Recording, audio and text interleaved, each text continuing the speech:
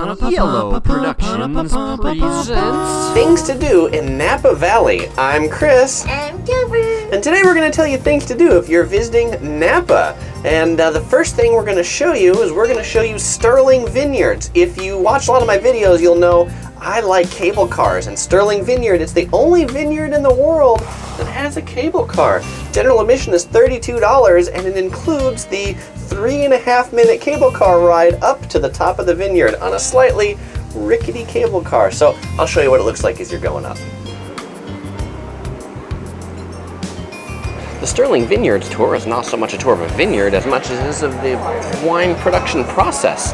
The first real attraction on the tour here are the fermentation vats. The wine ferments here for about 3 to 7 days. It's destemmed just around the corner, and at this stop you get a hearty red wine. Ooh. Quite hearty. The tour basically ends as you get your 4th sample of wine out here on this terrace. They've got some seats out here that you can sit.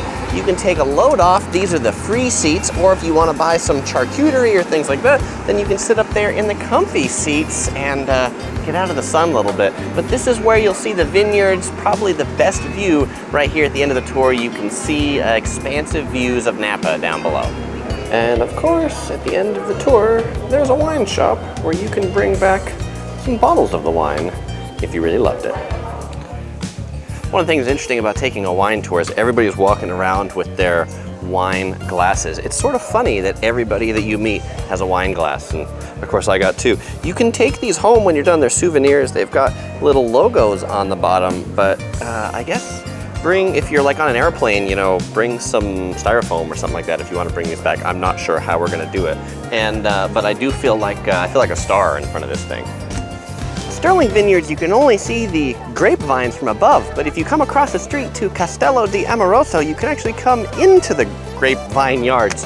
Not the whole place, but they have this castle, and right below the castle, you can actually walk in here and take pictures. It's pretty cool. And hey, if you swivel around this way, you'll see a whole bunch of people because they're all taking pictures in front of this castle. That's pretty cool. In 2017, this castle celebrated its 10th anniversary. So it's a pretty young castle as castles go, since most of them are hundreds or thousands of years old.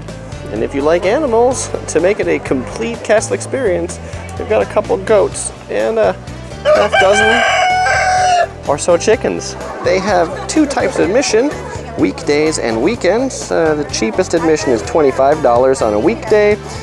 You can also do guided tours, and they'll take you underneath the castle into the barrel rooms and this big tasting room here. Or you can sit down for a more traditional wine tasting.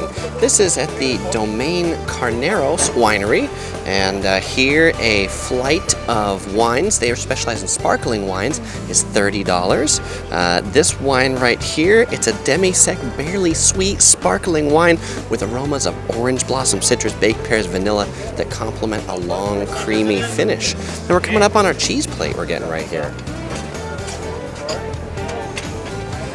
So they call this the sparkling combo. It's the sparkling wines paired with cheese. There's 3 selections of cheeses. The cheese plate is $20. Helps complement the wines very well. And if you're wondering how I know so much about all these wines, like that this one is characterized by wild strawberries and hints of peach, it's because I'm a wine expert.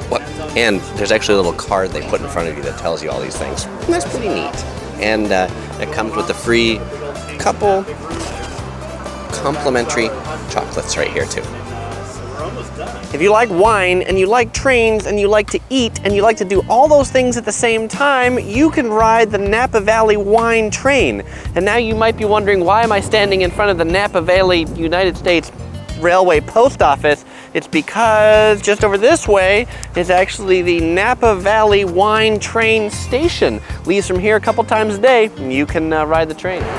If you're feeling like something slightly less fancy than food on a wine train, check out the Oxbow Public Market. It's located right across the street from the wine train. There's about 10 or 15 different vendors located all under one roof with communal seating in the middle.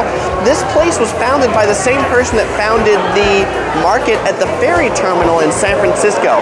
That place is super popular, so you know this is good too. Let me show you some of the standout food stalls in here. One of the most interesting looking is the Napa Valley Distillery. This is a tasting salon and bar shop where you can pick up just about everything you need to make any drink you might want. The Bitter Truth, cocktail bitters, for example. The 5 Dot Ranch has one of the most interesting concepts. They have this meat counter here with some delicious meat. You pick it out, you pay the market price that's listed on the meat, and for an extra $8, they grill it up for you. And that meat looks pretty good. One of the vendors that has their own seating is the Hog Island Oyster Company, specializing in fresh oysters. The day I was here, they had 8 different types of fresh oysters. If you're not feeling like a full meal, but more foofy Napa food like cheese and wine, there's the Oxbow Cheese Merchant right here. Thanks for watching. If you enjoyed this video, please give it a thumbs up below or consider subscribing for new videos every weekend. Or you might like to follow us on Facebook, Twitter, Google+, or maybe watch some of these other videos. Click either of them to watch. All right, thanks. Bye-bye.